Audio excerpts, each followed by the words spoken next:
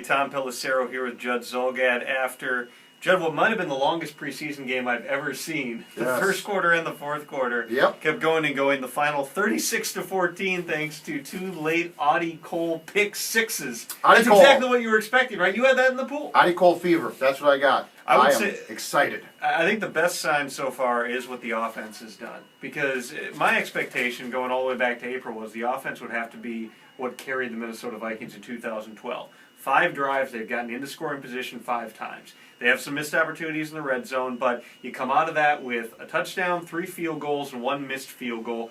You're going to take that as an offense, and also I think we've seen some of the multiplicity of weapons a little bit starting to develop here. Teams aren't game planning yet. Those things like the bubble screen to Percy, that's what defenses worked really hard to take away last season. But you see some of the other things that you can do. You see the growth in Ponder. Even when the offensive line didn't have the best stretch in that first drive, they had other things that could make up for it. I think really good signs on the offense overall. Don't you have the feeling too, Tom, that a year in now, Bill Musgrave is basically doing what he wants, and guys understand it. That's what he would have liked to be doing last year. Right, but but because of the lockout, you never had the feeling that guys completely were in tune with or comfortable with the offense. That went for McNabb, that went for Ponder.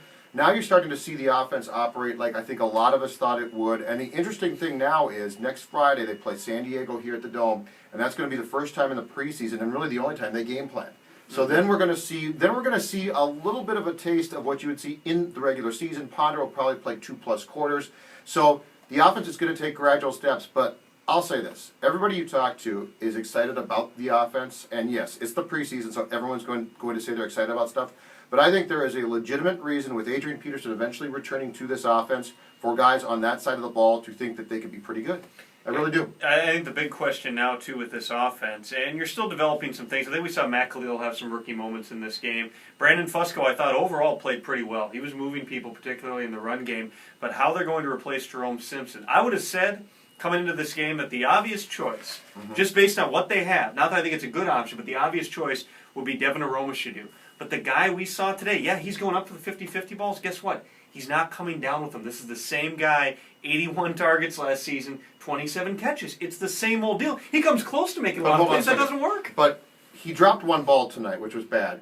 He went up for 2 50-50 balls that he came down the sideline on one, and the other one was stripped out. But they were both Joe Webb passes. So if Christian Ponder throws those passes, do we think he catches them? I'm not saying it's ideal, but Tom, they do not have, as far as I can tell right now, when Jerome Simpson sits out those first 3 games, they do not have a guy who you say automatically, okay, there is your vertical threat. Michael Jenkins making that 35-yard catch today, that's a good sign for Jenkins. And really, I think that his best stretch here has been the past 5 days, going back to that practice on Monday. You started seeing him just for whatever reason, whether it was he's turning it on at this point, he realizes he can't coast anymore after they had him take a pay cut, or if it's just maybe the knees getting a little bit closer and he's getting more confidence. But something was different with him. But still, that 35-yard catch he had no separation. It ends up being an inadvertent back shoulder throw that he just outjumps the defensive back. And that's the difference. The one guy who might have a chance is Emmanuel Arsenault, who catches that post for 40-odd yards here. But that's a guy who's not even having his helmet on until the third string's out there. And Michael Jenkins, for whatever he brings to this team, is not really a legitimate vertical threat. Jerome Simpson made 2 plays tonight. One, he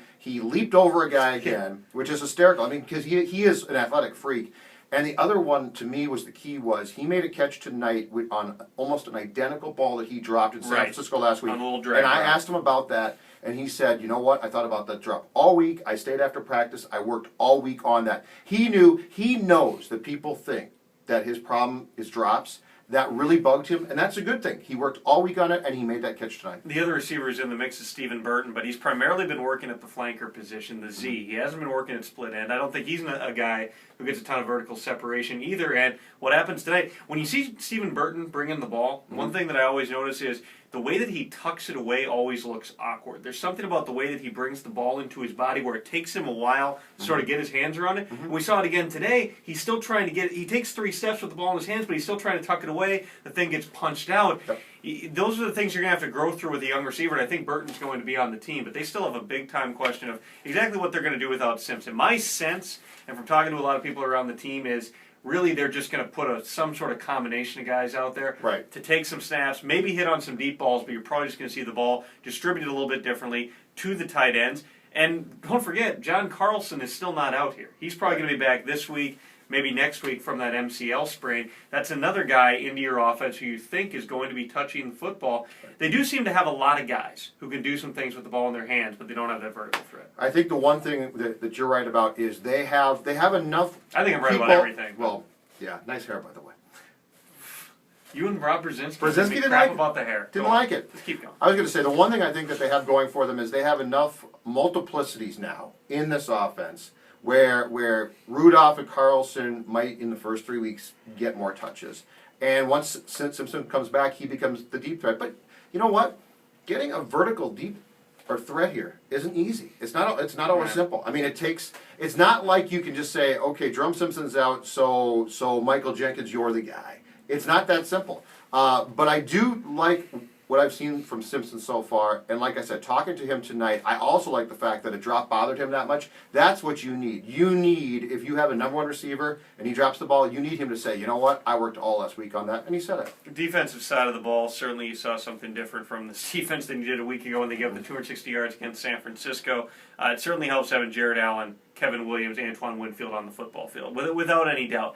But the other thing that we saw differently was they ran a lot of single-high safety stuff tonight. Harrison Smith got his first start. Suddenly you started having Smith, and even at times Mr. O'Raymond coming down when they needed an extra guy in coverage. I wonder if you're going to see some evolution here in terms of how they're playing this thing. The first third down of the game, what do? They played quarters with a single-eye safety. You see some of those sorts of things, and you say, maybe this is when Alan Williams has been talking about tweaking the defense, putting guys in better position. They've always had quarters coverage in their scheme, but a lot of the time you'd see them in those same situations playing cover two in the past. Maybe that's one of the tweaks they make because that gives you an extra guy against run support. It also defends against four verticals, which the Bills like to run. And Mr. O'Raymond made one key play tonight because what did we focus on last week? Brandon Jacobs. He takes a bad angle on Jacobs. Jacobs gets by him. And we all said Mr. O'Raymond did not play well at safety against the 49ers. Tonight, he comes down in the box and makes a tackle for Two tackles in a row. For a 2-yard loss. Right. But I mean, he sniffed it out this time. And that was another play where they rolled the safeties over and they had one guy in basically a run blitz. But my point with these safeties is they're young. That's all you can ask for. You can only ask for them to improve, and he seemed to improve. Jamarcus Sanford gets out there, one of his first snaps, lets a receiver off, gets no jam at the line, gets beat on the drag, then Chris Carr blows a tackle, and you got one of your big plays. Jamarcus Sanford's a special teams player. Yes. If this team is going to be successful at all on defense, Harrison Smith and Mr. Raymond are going to be their safeties. And my theory coming out of last week was they need to see what they have in Raymond. I think they like him.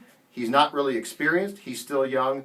But I think ultimately this defense is going to have Raymond and Harrison Smith as the starting safeties. And I've said this before, I love what Harrison Smith can bring to this team. He's going to make some mistakes, but my gosh, how long has it been since the Minnesota Vikings had a safety who, seriously, you go out there and say, this guy is an SOB on the field. You haven't seen it from their safeties. Jamarcus Sanford has that ability to be like that, but he doesn't have the ability to pull it off because he's not a good enough player. Well, that's the difference. It's not even entirely about physical talent because I don't think Harrison Smith is an elite physical talent either. A lot of it has to do with just being able to take the correct angles and to stay on your landmark and know where you need to be in position. Those are the things Leslie Frazier was talking about in saying that they're counting on Smith, and he saw nothing to believe that Smith is not going to be the guy. He also threw into the Raymond Sanford mix Andrew Sendejo, who I do think has had a good camp, and I've heard privately some positive things about. Let's not forget, 2 years ago, we were looking at Tyrell Johnson versus Jamarcus Sanford, and Frazier kept saying, Hussein Abdullah, and we're like, who started in week one? Hussein Abdullah was out there. I don't know exactly what's going to end up transpiring. I think Raymond, what they like with him is the fact that you can bring him down. If you can show more in run support, that's a huge deal, but also the way you can drop him down because he has that cornerback background and have him in coverage on whether it's a third receiver, whether it's a tight end who's detached from the formation. You can do some of those things with Mr. O'Reilly as well. I don't think they have a great option there, but they at least think that they can grow with Raymond. Chris Carr did not blow me away tonight playing in the defense. You know who blew me away once again is Josh Robinson. Yes, Josh 2 weeks Robinson. Straight. But there could be something. There could be something afoot here. Let's just say that because Josh Robinson. Here's the thing: he's a great athlete. He's fast, right? But what impressed me was watching him tonight. He seems to have some football instincts, and that's been my biggest thing with some of these guys the Vikings like. They're all good athletes, or most of them are good athletes. But sometimes you look at him and you say, there's no real football instincts there. Josh Robinson's fast, and he has instincts, and Chris Carr did not impress me. One thing that I was told, too, of why the Vikings didn't necessarily know that Josh Robinson was going to be able to be a starter from week one was they questioned his ball skills.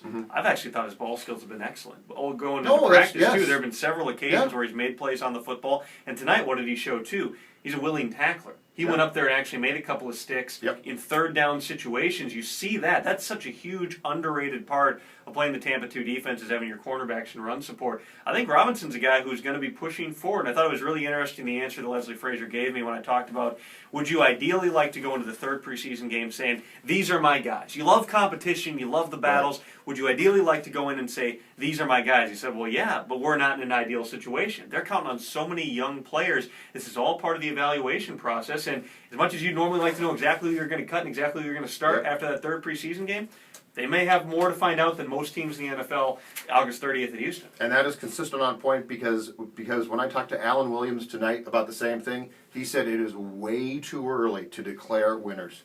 It's way too early. I think this is going to be an ongoing process too. And if Josh Robinson, if week 1 the nickel package is Winfield, Cook, and Carr, it would not shock me if by week 3 or 4 Josh Robinson has replaced Carr in that passing situation. And I talked to scouts in the NFL after the draft too, who said that they thought that Josh Robinson would be able to start this season. It's a matter of, will his technique and his ball skills, will they ease that stuff? Let's not forget too, he's going against the second and third stringers. That's what he's been going against so far. But the instincts, let's see him. You're right. The instincts are there. But let's see him now against some first teamers too. The other interesting thing here, Jasper Brinkley plays until halftime. You saw Aaron Henderson and Marvin Mitchell rotating in and out. I posed the question to Frazier, are you looking at 3 guys for 2 spots? Because I know they've liked Marvin Mitchell a lot, and he said no. Right. A lot of it's we're trying to work Jasper into it. That's the number one guy when I go back and look at the tape, because I was so blown away at how bad Jasper Brinkley looked at San Francisco. Mm-hmm. I really want to roll it back, see how he looked in this game, because if he had that same level of tentativeness, you're already pulling him off the field for Aaron Henderson in the nickel. You've got to have the radio in one guy's helmet calling the defense. Yep. It would not be a gigantic transition if Aaron Henderson were your Mike linebacker in the base defense that you're using fewer than 50% of the snaps anyway, and you could move Marvin Mitchell in. I still am not ready to rule out that possibility, particularly after watching how they did it out here. There's so many starting middle linebackers who you're going to play with the second string and have him be the only starter on the field all the way till halftime. And I was told tonight that was a pitch count deal. That get ready to hear this all the time, folks. The Vikings have pitch counts for guys. I was told that Brinkley played the first half because he was on what they're calling a pitch count, which is a play count, and that's fine. But yes, I think you know what? Ordinarily, if we sit here and question something, like if we sit here and say, "Can Jasper Brinkley really start?" The coaching staff is never going to publicly say that, but they're thinking the exact same thing. And that's what they have to find out. They have to find out if Jasper Brinkley, 1, is healthy enough to play in this defense, and 2, if he can play in this defense, period. You know, people go back to when Jasper replaced EJ in 2009 for a period. And yes, he did a pretty good job. But it wasn't a big enough sample size to come away saying Jasper Brinkley is a guy who can start in this league for a long time. And it was a drop-off from E.J. Henderson. It definitely was. And remember, they also took him off the field quite a bit, too. Mm-hmm. So this whole notion that, he came in for E.J. in 2009, so he's fine. Well, 1, he's been hurt since then. And 2, I think people got a little bit too excited with what he did in 2009. This is, to me, this defense is still very much a work in progress. Last thing for you. Ponder slides head first. Let's talk about that. Yeah, he says that Bill Musgrave produced cut-ups showing that it's far more dangerous to slide feet first because your whole body's exposed. Ponder took that shot from the safety in Washington, whose name is escaping me right now. I think it was Reed Doughty, who hit him in the chin last year. Absolutely smashed him, got a personal foul. Ponder was knocked out later with a concussion on a different play, but there are times where your body's exposed, so Musgrave has told Ponder, dive head first at all times. Okay, let's see if that works. It's certainly going against general logic here. I hate that idea in an era where you are tested for concussions, where concussions are a big deal, where they will take you out at the drop of a hat for a concussion. I hate the idea of actually having your quarterback go head first. And I never heard it before. The theory with feet first is because you're not allowed to be hit. If you give up yourself sliding feet first, they can't hit you. They can hit you if you dive head first. But I guess if you dive head first and roll to a complete stop when you do it, because you do it with people far enough away from you, you're going to be okay. All it takes is one guy, though, to dive when you're diving, and that's it. You're out of the game. I don't like it.